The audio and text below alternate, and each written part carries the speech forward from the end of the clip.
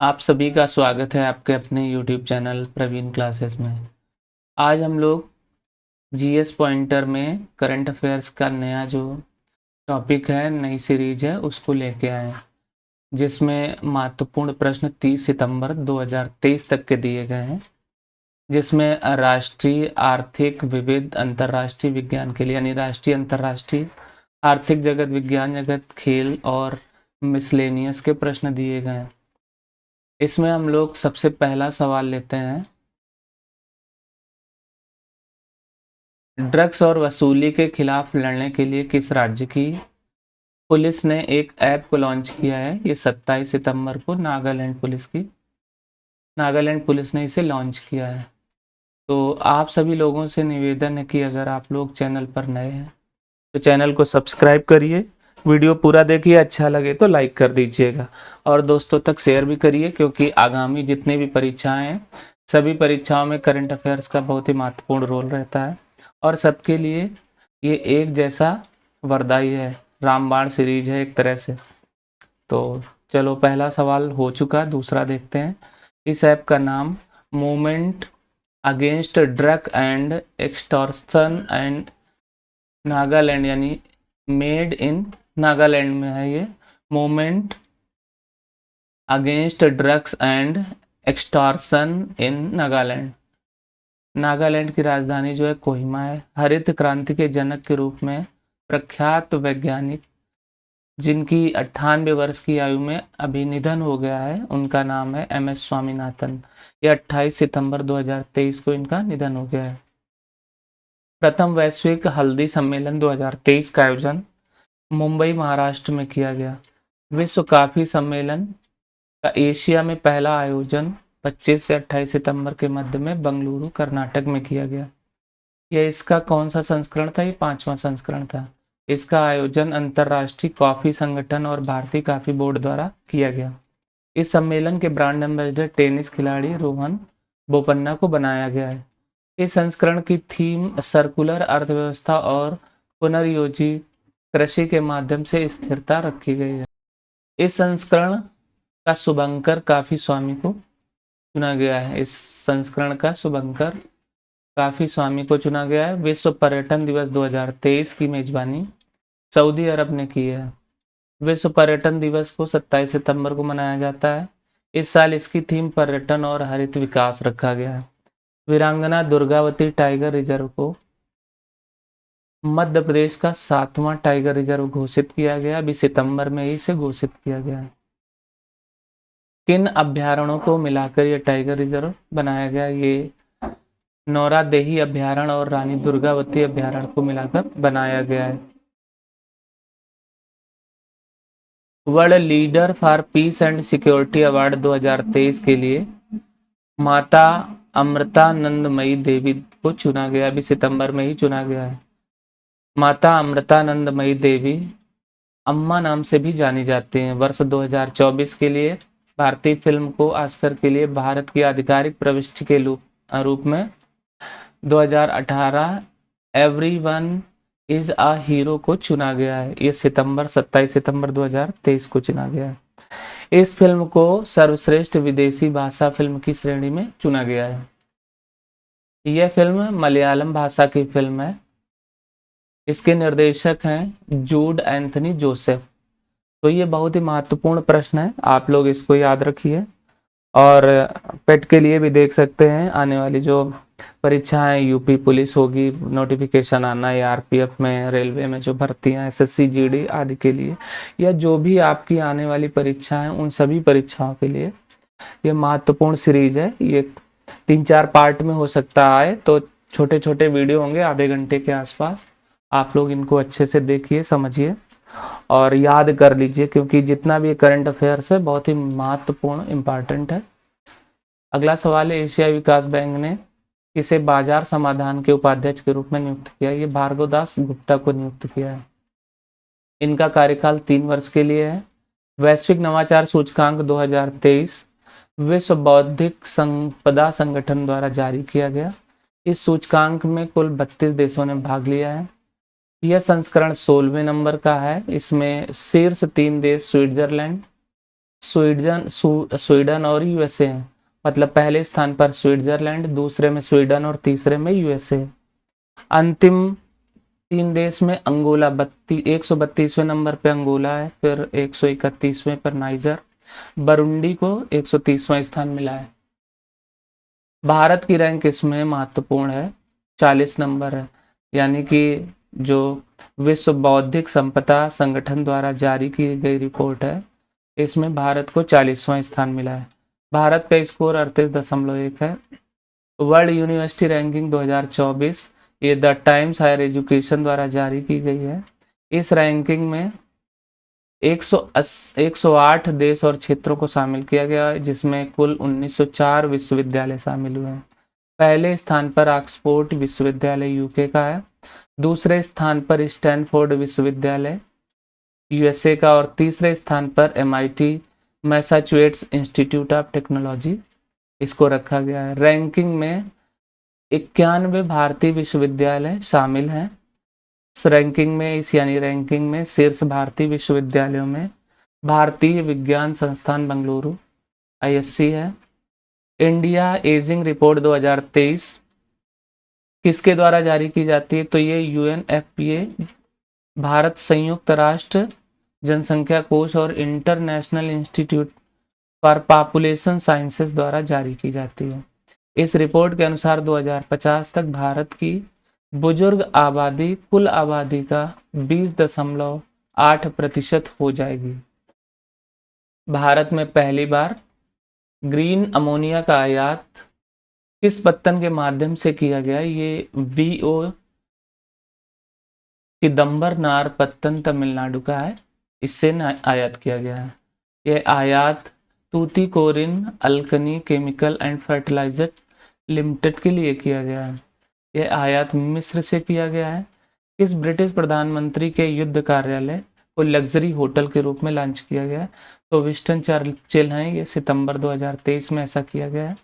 इस होटल को लंदन के यूके में मतलब यूके के लंदन में लॉन्च किया गया है।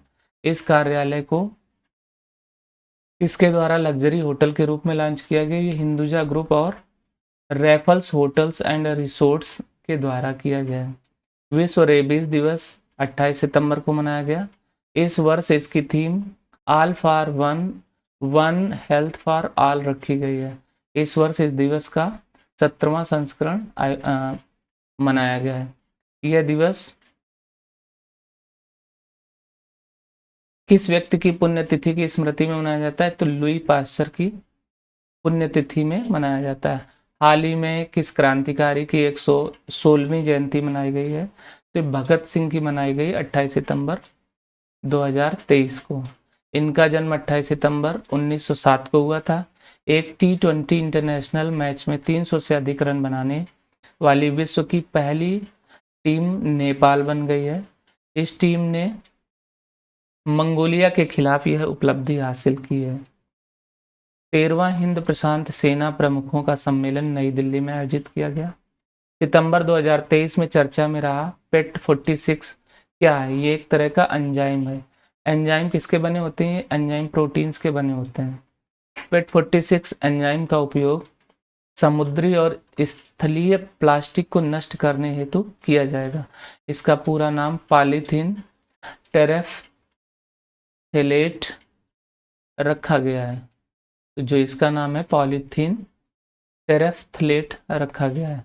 अब अगले टॉपिक पे आ जाते हैं हम लोग, राष्ट्रीय परिदृश्य देख लेते हैं। उत्तर प्रदेश में अंतर्राष्ट्रीय क्रिकेट स्टेडियम का शिलान्यास कहाँ किया गया? वाराणसी में किया गया। स्टेडियम का शिलान्यास प्रधानमंत्री नरेंद्र मोदी द्वारा किया गया। पुराने संसद भवन को अब संविधान भवन के नाम से जाना जाएगा। अधिवक्ता संरक्षण विधेयक तैयार करने के लिए उत्तर प्रदेश सरकार द्वारा कितनी सदस्यीय समिति का गठन किया गया? तो 3 सदस्यीय समिति का गठन किया गया है। इस समिति के अध्यक्ष प्रमोद कुमार श्रीवास्तव बनाए गए और इसके प्रमुख सचिव विधि और विधिक स्मरण है। अखिल भारतीय थल सैनिक शिविर 2023 का आयोजन दिल्ली कैंट में किया गया। इसका उद्घाटन गुरबीर पाल सिंह के द्वारा किया गया है। ये महानिदेशक है NCC के। उत्तर प्रदेश अंतर्राष्ट्रीय व्यापार प्रदर्शनी 2023 का आयोजन ग्रेटर नोएडा में किया गया। इसका उद्घाटन राष्ट्रपति जी द्वारा किया गया है। वर्ष 2023 में इसका कौन सा संस्करण आयोजित किया गया? तो ये पहला संस्करण है।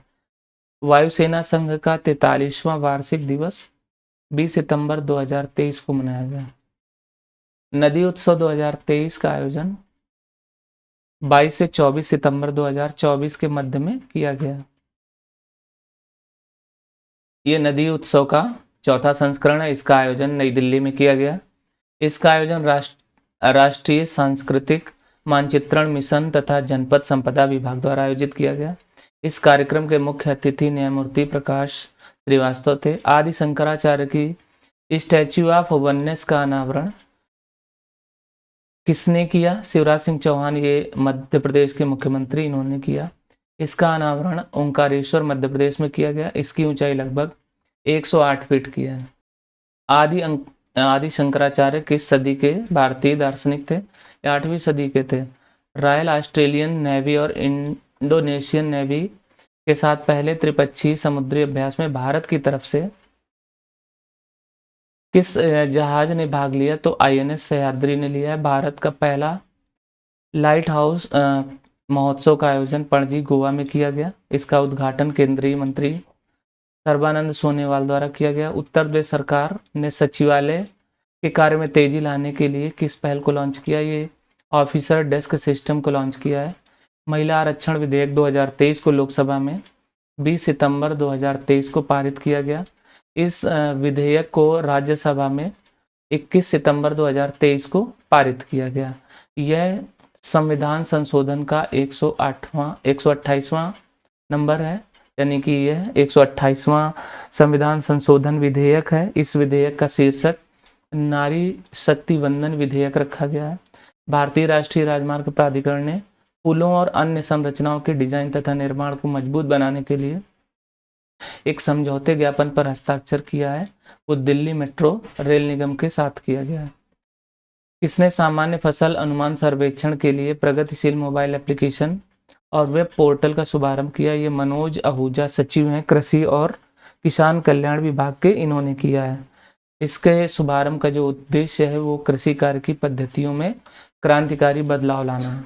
सितंबर 2023 में किस अर्धपालतू गो जातीय पशु को खाद्य पशु के रूप में मान्यता दी गई है? मिथुन है। यह मान्यता FSSAI के द्वारा दी गई है। इसका मुख्यालय नई दिल्ली में है। यह एक सांविधिक निकाय है। विश्व का सबसे बड़ा और सबसे पुराना देवदार का वृक्ष खोजने का दावा जम्मू कश्मीर में किया गया है। इसके तने का व्यास 54 फीट का होता है। देवदार का वृक्ष समशीतोष्ण शंकुधारी वृक्ष होता है। मेटावर्स पर भारत का पहला virtual jewellery showroom सेनको gold and diamonds ने लॉन्च किया है। इस शोरूम का नाम सेनकोवर्स दिया गया है। सामाजिक न्याय और अधिकारिता विभाग ने नशा मुक्ति भारत अभियान के लिए किसके साथ समझौता ज्ञापन पर हस्ताक्षर किए हैं? ये गायत्री परिवार के साथ किया गया है। इस समझौते ज्ञापन पर हस्ताक्षर नई दिल्ली में हुए हैं। एडॉप्ट ए स्कूल योजना के कार्यान्वयन का आदेश महाराष्ट्र सरकार ने दिया है। भारत के किस मंदिर समूह को यूनेस्को के विश्व विरासत सूची में शामिल किया गया है? होयसाल मंदिर समूह को शामिल किया गया है। भारत में यूनेस्को का 42वां स्थल है। ये कर्नाटक में स्थित है। ये मंदिर समूह जो है कर्नाटक में है। इन मंदिरों का निर्माण होयसाल वंश द्वारा कराया गया था। इनका निर्माण 12वीं-13वीं शताब्दी के मध्य किया गया। इन मंदिरों का निर्माण वेसर शैली में है। इन मंदिर समूहों में से शामिल मंदिर चिन्ना केशव मंदिर, होयसलेश्वर मंदिर, केशव मंदिर आदि हैं। इस राज्य के अत्रेयापुरम पुथारेलू पुला को पारंपरिक मिठाई के लिए प्रतिष्ठित जीआई टैग दिया गया है।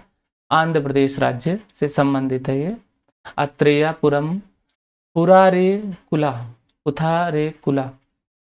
को पारंपरिक मिठाई के लिए जीआई टैग दिया गया है।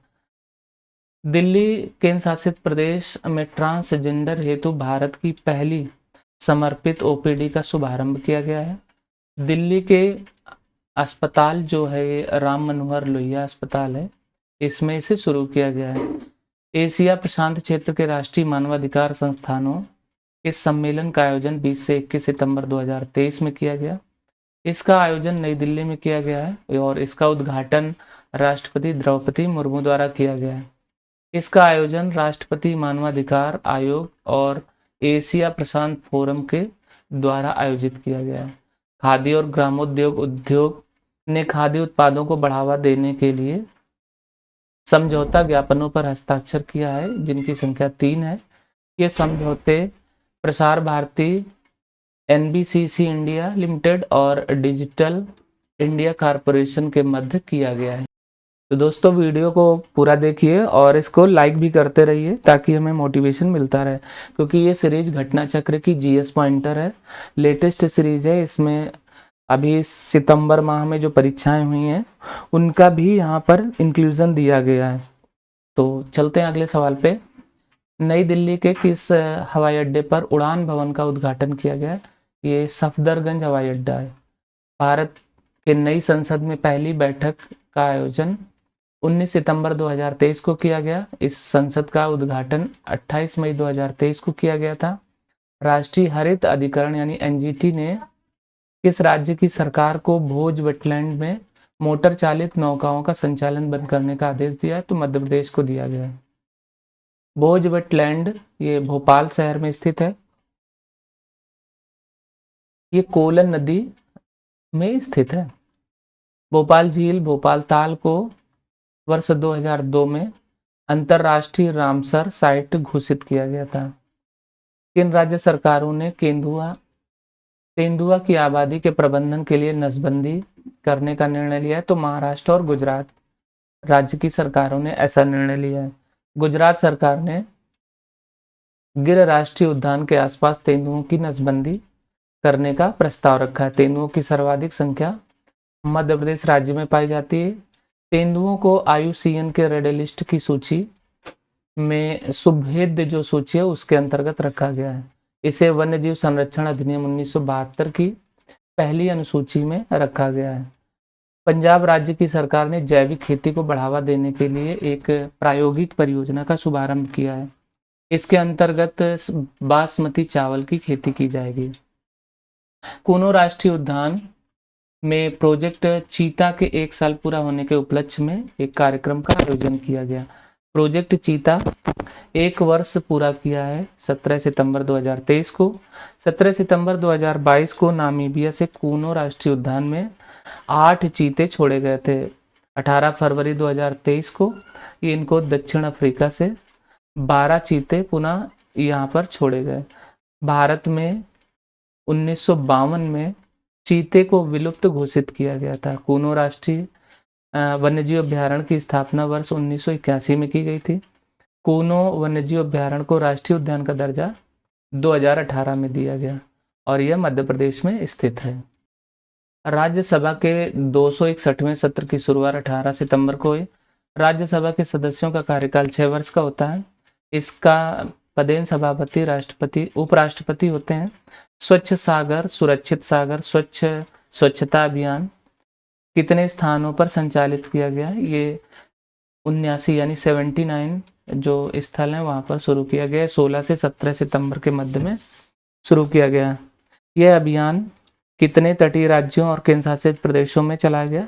तो 8 राज्य जो तटीय राज्य हैं और 4 केंद्र शासित प्रदेशों में चलाया गया। यह अभियान पृथ्वी विज्ञान मंत्रालय के द्वारा शुरू किया गया। अशोक लेलैंड ने एक एकीकृत वाणिज्यिक वाहन और इलेक्ट्रिक बस संयंत्र इकाई स्थापित करने के लिए उत्तर प्रदेश सरकार के साथ समझौता ज्ञापन पर हस्ताक्षर किए हैं। यह इकाई लखनऊ में स्थापित की जाएगी। प्रधानमंत्री नरेंद्र मोदी की अध्यक्षता में केंद्रीय मंत्रिमंडल ने ई कोड चरण 3 को कितने वर्ष की मंजूरी दी? 4 वर्षों की मंजूरी दी गई है। इस चरण का वित्तीय परिव्यय लगभग 7,210 करोड़ रुपए होगा। इस चरण का मुख्य कार्य निचली न्यायपालिका के डिजिटल ढांचे को उन्नत करना है। हवाई अड्डों पर मेहमानों को व्यक्तिगत सहायता प्रदान करने के लिए प्रोजेक्ट अभिनंदन एयर इंडिया द्वारा शुरू किया गया। यह प्रोजेक्ट 16 हवाई अड्डों पर शुरू किया गया है। स्किल ऑन व्हील पहल को नई दिल्ली से लॉन्च किया गया। इस पहल को केंद्रीय मंत्री धर्मेंद्र प्रधान और लोकसभा अध्यक्ष ओम बिरला के द्वारा लॉन्च किया गया है। इसका उद्देश्य कौशल विकास और डिजिटल साक्षरता को बढ़ावा देना है। इस पहल को एनएसडीसी और इंडसइंड बैंक के सहयोग से लॉन्च किया गया है। असम के मुख्यमंत्री को सार्वजनिक सेवा में उनके उत्कृष्ट या विशिष्ट योगदान के लिए सिंगापुर की शीर्ष फेलोशिप से सम्मानित किया गया है। इस फेलोशिप का नाम Lee Kuan Yew exchange fellowship है। असम के मुख्यमंत्री हेमंत बिस्वा शर्मा हैं। हरियाणा राज्य ने उच्च शिक्षा हासिल कर रही औद्योगिक श्रमिकों की बेटियों को इलेक्ट्रिक दोपहिया वाहन खरीदने के लिए 50,000 रुपए के अनुदान देने की घोषणा की है। मुख्यमंत्री लाडली बहना आवास योजना का उद्घाटन मध्य प्रदेश द्वारा किया गया। केंद्रीय सरकार ने कारीगरों के लिए विश्वकर्मा योजना प्रारंभ की है। इस योजना को लॉन्च किया प्रधानमंत्री जी ने। इस योजना हेतु लगभग 13,000 करोड़ रुपए की राशि आवंटित की गई है। इस योजना का क्रियान्वयन 2023-24 से 2027-28 तक किया जाएगा। केंद्र सरकार ने एक एकीकृत पोर्टल को लॉन्च किया गया है। ये कृषि सांख्यिकी ने इसके लिए लॉन्च किया। केंद्र सरकार ने कृषि सांख्यिकी के लिए एक एकीकृत पोर्टल को लॉन्च किया गया है। इसका विकास कृषि और किसान कल्याण मंत्रालय द्वारा किया गया है। विश्व की कौन सी सबसे बड़ी MICE सुविधाओं में से एक प्रधानमंत्री नरेंद्र मोदी ने उद्घाटन किया? यशोभू में। MICE सुविधाओं का पूर्ण रूप बैठकें, प्रोत्साहन, सम्मेलन और प्रदर्शनियां। इसका उद्घाटन द्वारका यानी नई दिल्ली में किया गया। इसे लगभग 5400 यानी 5,400 करोड़ रुपए की लागत से विकसित किया गया है। यूनेस्को ने किसे अपनी विश्व धरोहर स्थल की सूची में शामिल किया? ये शांति निकेतन को शामिल किया गया। शांति निकेतन पश्चिम बंगाल में है। इसकी स्थापना रविंद्रनाथ टैगोर ने की थी। यह भारत में यूनेस्को का विश्व धरोहर स्थल का 41वां स्थल है। शांति निकेतन में स्थित विश्वविद्यालय का नाम विश्व भारती विश्वविद्यालय है। इसकी स्थापना वर्ष 1901 में की गई थी। प्रधानमंत्री नरेंद्र मोदी ने कहाँ एथिलीन क्रैकर परियोजना की आधारशिला रखा है? ये बीना रिफाइनरी मध्य प्रदेश में इसे रखा गया है। इस परियोजना की लागत 50,000 करोड़ रुपए है। नई शिक्षा नीति के तहत उत्तर प्रदेश सरकार के स्कूलों में सप्ताह भर में 29 घंटे पढ़ाई निर्धारित की गई है। उत्तर प्रदेश में आयुष्मान भव अभियान 17 सितंबर 2023 से शुरू किया गया। उत्तर प्रदेश में सेवा पखवाड़ा स्वच्छता अभियान की शुरुआत 17 सितंबर से 2 अक्टूबर तक की गई। माताओं, किशोरियों और बच्चों की पोषण संबंधी जरूरतों को पूरा करने के लिए उड़ीसा के मुख्यमंत्री संपूर्ण पुष्टि योजना की शुरुआत की है। दिव्य कला मेले का आयोजन वाराणसी में किया गया। इसका आयोजन दिव्यांग जन सशक्तिकरण विभाग द्वारा किया गया है। प्रधानमंत्री ने 50,700 करोड़ से अधिक की विकास परियोजनाओं की आधारशिला बीना मध्य प्रदेश में रखी। पेट्रोकेमिकल्स कॉम्प्लेक्स की आधारशिला भी यहीं रखी गई है। Power and renewable energy manufacturing zone का शिलान्यास नर्मदापुरम में किया गया है। मेगा इंडस्ट्रियल पार्क का शिलान्यास रतलाम में किया गया है। केंद्र सरकार ने कितनी वस्तु एवं सेवा कर अपीलीय न्यायाधिकरण यानी GST पीठ स्थापित करने की अधिसूचना जारी की? 31। प्रधानमंत्री नरेंद्र मोदी ने 6,350 करोड़ से अधिक की रेलवे परियोजनाएं देश को समर्पित की हैं। रायगढ़ छत्तीसगढ़ से।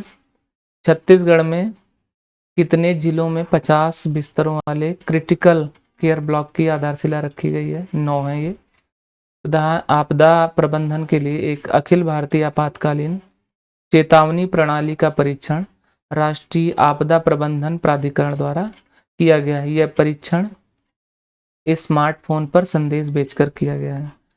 किस राज्य ने महिलाओं के लिए 1,000 रुपए की मासिक सहायता योजना शुरू की है? तमिलनाडु राज्य सरकार ने ऐसा शुरू किया। इसका नाम रखा गया है कलेगनार मगलिर उरीमाई थोगई-थित्तम। इस योजना का नाम केलगनार मगलेर उरीमाई थोगई-थित्तम रखा गया है।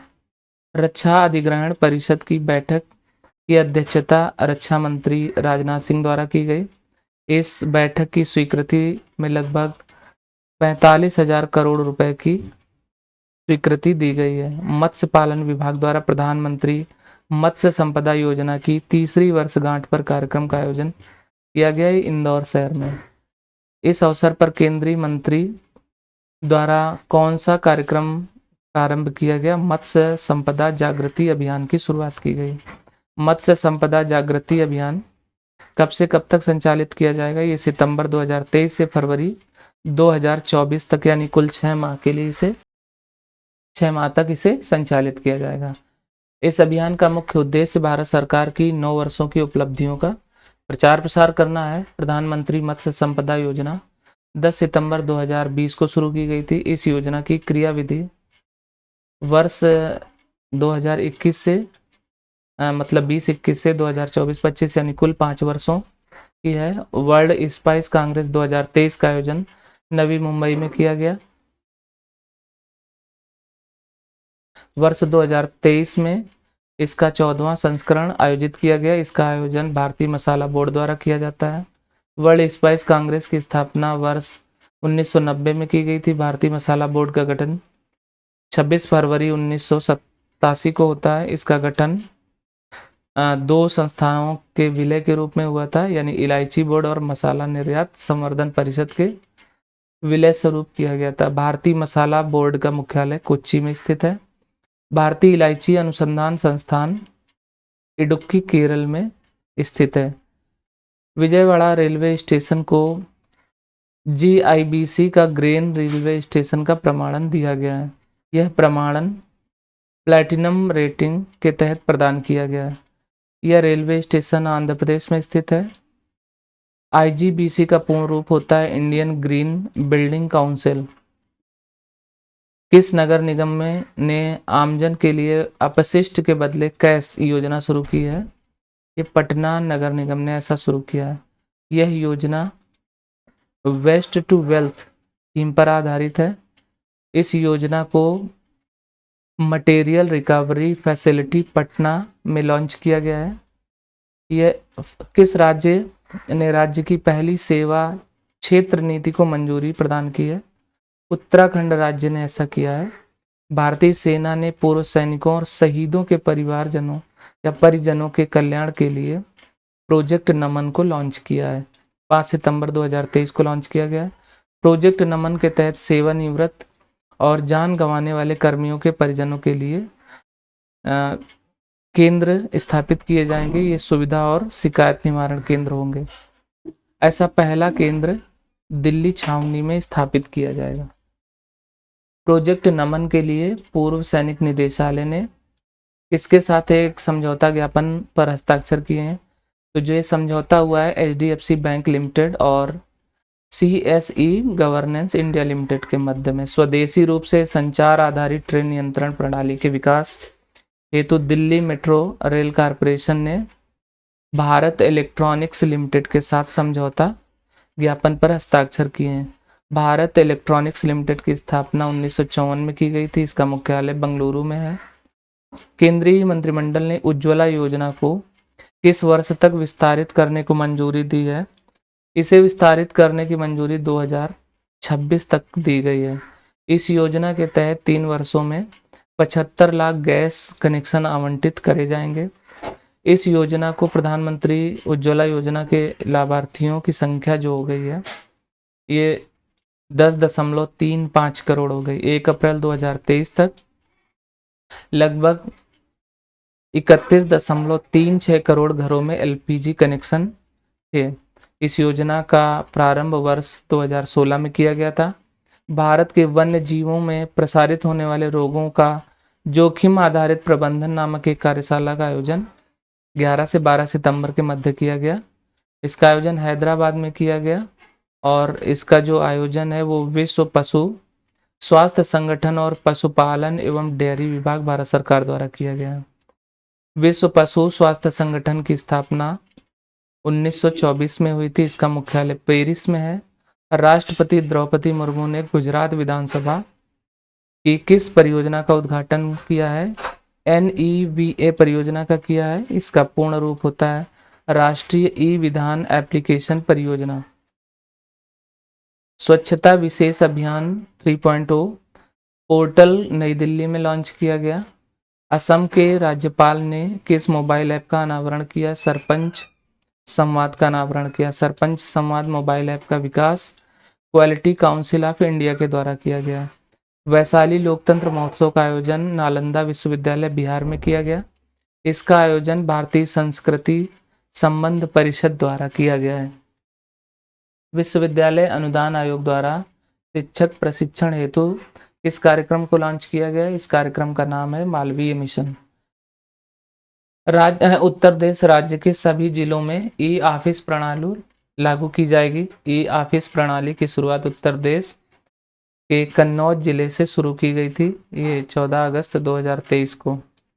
विश्व का सबसे ऊंचा लड़ाकू विमान क्षेत्र न्योमा लद्दाख में स्थापित किया जाएगा। इसका निर्माण सीमा सड़क संगठन यानी BRO द्वारा किया जाएगा। किस राज्य की मंत्रिमंडल ने पूरे राज्य में AFSPA को हटाने की सिफारिश की है? तो ये असम राज्य ने ऐसा किया है। ये इसका पूर्ण रूप होता है सशस्त्र बल अधिनियम 1958।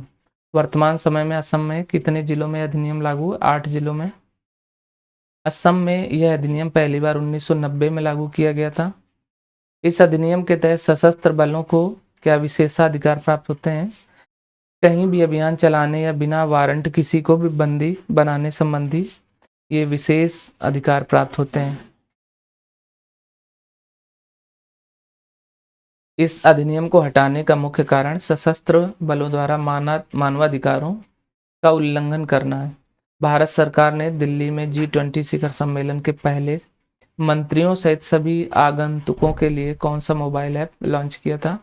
तो G20 इंडिया मोबाइल ऐप को लॉन्च किया गया था। इस मोबाइल ऐप का विकास विदेश मंत्रालय द्वारा किया गया था। यह ऐप 10 भाषाओं की जानकारी प्रदान करने। इस राज्य ने ट्रांसजेंडर समुदाय के लिए पेंशन और OBC दर्जे को मंजूरी प्रदान कर दी। ये झारखंड सरकार ने किया है। इस समुदाय को कितनी मासिक पेंशन दी जाएगी? 1000 रुपये मासिक पेंशन का प्रावधान किया गया है। तमिलनाडु के किस उत्पाद को GI टैग प्रदान किया गया है? सलेम साबूदाना है, इसको GI टैग दिया गया अगस्त में। इसे स्थानीय तौर पर किस नाम से जाना जाता है? इसे जावा ऋषि नाम से जाना जाता है। भूपेंद्र यादव ये केंद्रीय मंत्री हैं। इन्होंने स्वच्छ वायु सर्वेक्षण 2023 को जारी किया है। इस सर्वेक्षण में कुल 131 शहरों को शामिल किया गया है। शहरों का मूल्यांकन 8 बिंदुओं पर आधारित है। राष्ट्रीय स्तर पर 10 लाख से अधिक आबादी पर शीर्ष 3 शहर क्रमशः इंदौर, आगरा और ठाणे है। राष्ट्रीय स्तर पर 3 से 10 लाख की आबादी पर शीर्ष 3 शहर क्रमशः अमरावती, मुरादाबाद और गुंटूर हैं। राष्ट्रीय स्तर पर 3 लाख से कम आबादी पर शीर्ष 3 शहर क्रमशः परवाणु, काला अम्ब और अंगुल हैं। केंद्र सरकार ने उधमपुर रेलवे स्टेशन का नाम बदलकर शहीद कैप्टन तुषार महाजन रेलवे स्टेशन कर दिया है। ये शहीद हुए थे पुलवामा हमले में। ये पुलवामा हमला फरवरी 2016 में हुआ था। भारत के पहले भूमिगत बिजली ट्रांसफार्मर स्टेशन का उद्घाटन बंगलुरु, कर्नाटक में किया गया। उत्तर प्रदेश राज्य की किस नदी में जटायु क्रूज सेवा प्रारंभ की गई? ये सरयू नदी में की गई। उत्तर प्रदेश का पहला ग्लास स्काई वॉक चित्रकूट में बनाया जा रहा है। ये तुलसी जलप्रपात पर बनाया जा रहा है। किस राज्य में मॉब लिंचिंग पीड़ित मुआवजा योजना शुरू करने की शुरुआत की गई है? मध्य प्रदेश सरकार ने किया है ऐसा। इस योजना का नाम MP मॉब लिंचिंग पीड़ित मुआवजा योजना 2023 रखा गया। कहाँ सफेद सांबर हिरण देखा गया है? ये कावेरी वन्यजीव अभ्यारण्य में देखा गया है। कावेरी वन्यजीव अभ्यारण्य कर्नाटक में स्थित है। इससे पूर्व सफेद सांबर बांदीपुर टाइगर रिजर्व कर्नाटक में देखा गया था। बांदीपुर टाइगर रिजर्व में सफ़ेद सांभर को वर्ष 2014 में देखा गया था। तो दोस्तों ये करंट अफेयर्स में आज पहला पार्ट लिया गया जीएस पॉइंटर का। तो अगला पॉइंट जीएस पॉइंटर के जितने भी अलग आगे पार्ट होंगे, जितना भी करंट लगभग 4-5 पार्ट में आएगा, 4-5 भागों में, तो उसे आप पूरा देखिएगा। ये डेली हम डाल देंगे, मतलब कंटिन्यू सीरीज रहेगी, 1 हफ्ते के अंदर हो जाएगी, ताकि आने वाली परीक्षाओं में आप इसे तैयार कर सकें। तो दोस्तों वीडियो अच्छा लगा हो तो लाइक कर दीजिए, चैनल पे नए हैं तो सब्सक्राइब करिए, दोस्तों तक शेयर करिए। मिलते हैं अगले वीडियो में।